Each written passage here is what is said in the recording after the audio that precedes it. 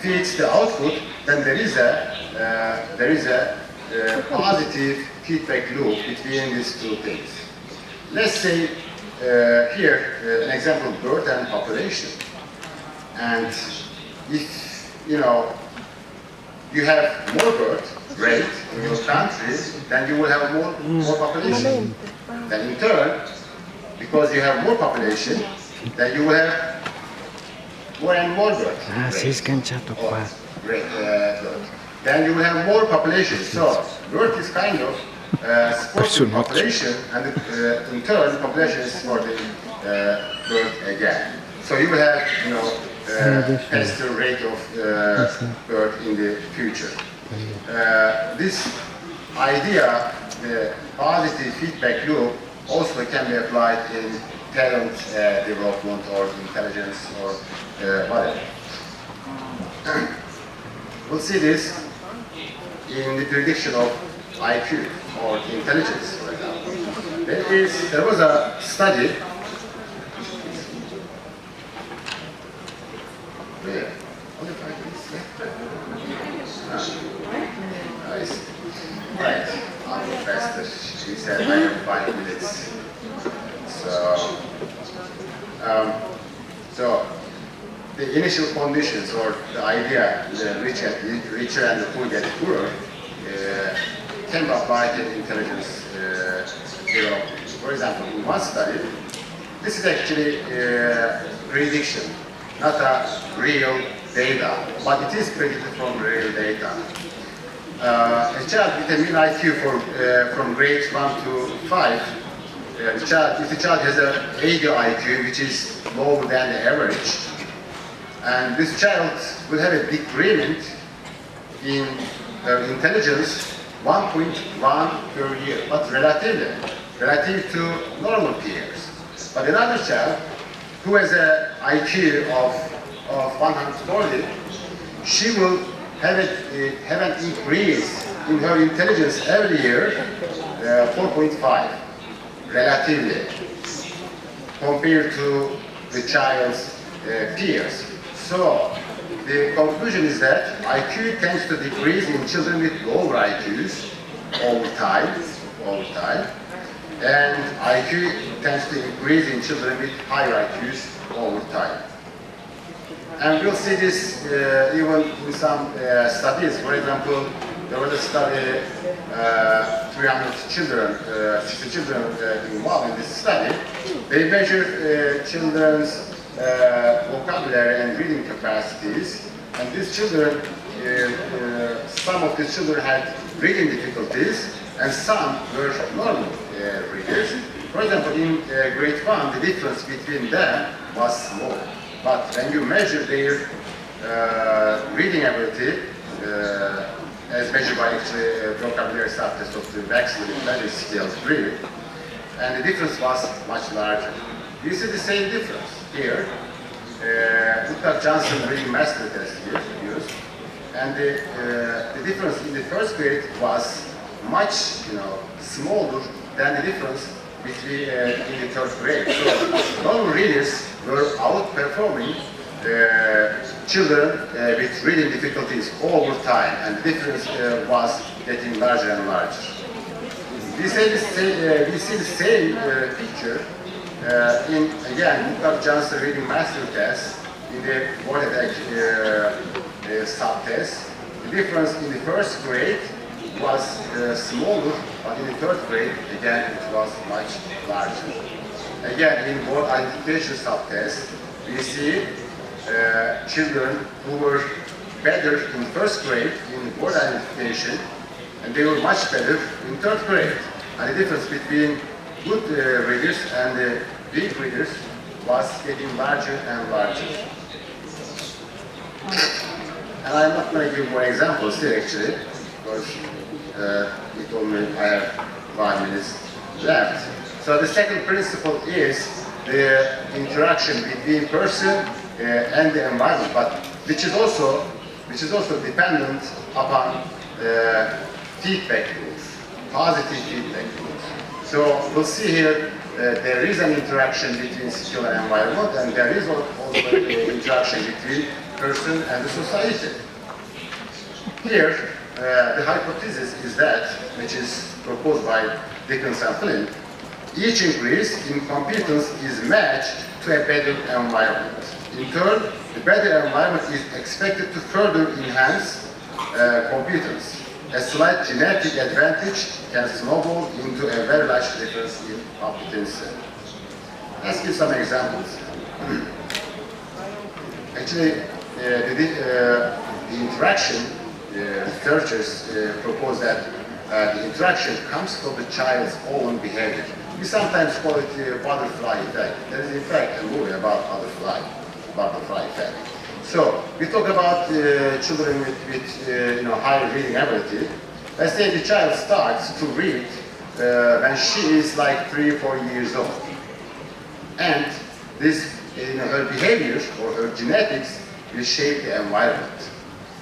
You kind of change the environment. In turn, the environment will change the child's behavior. See, for example, if the child is an early reader, she will ask for books for her birthday party, let's say. Other children, they don't read. They probably want other toys, right? So she's kind of shaping the environment. Or she's also setting the environment.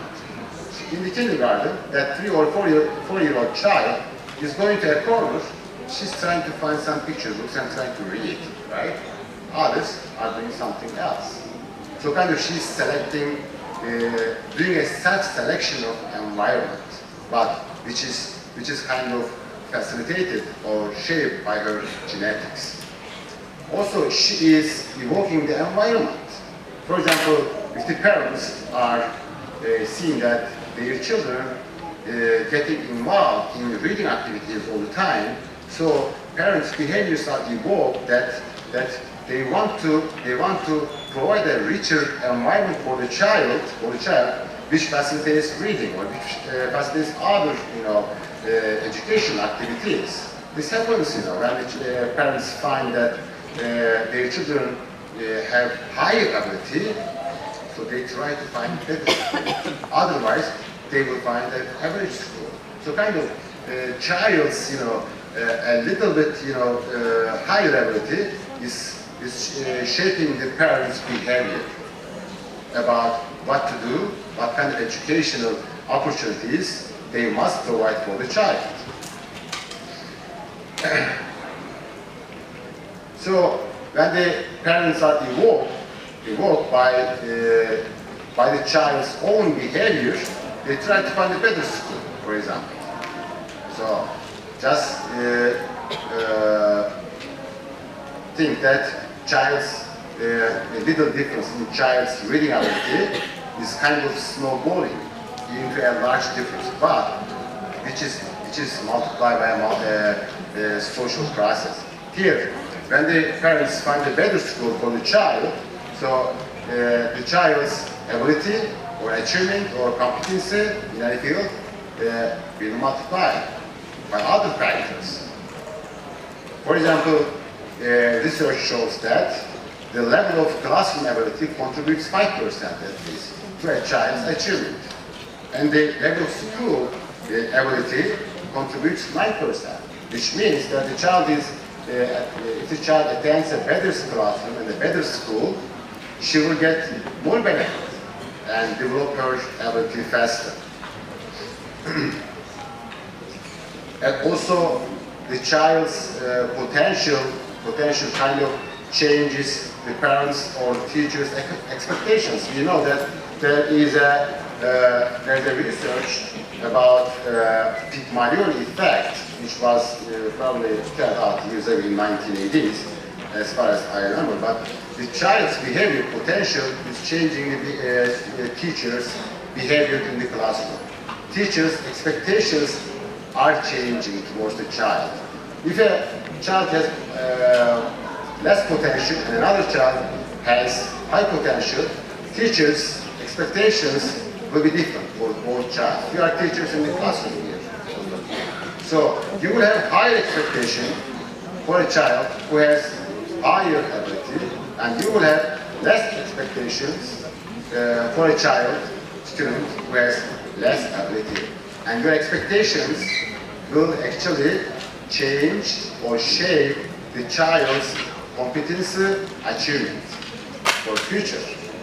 So this study was done by Rosenthal and Jacobson in 1968 in the United States, which is in California schools.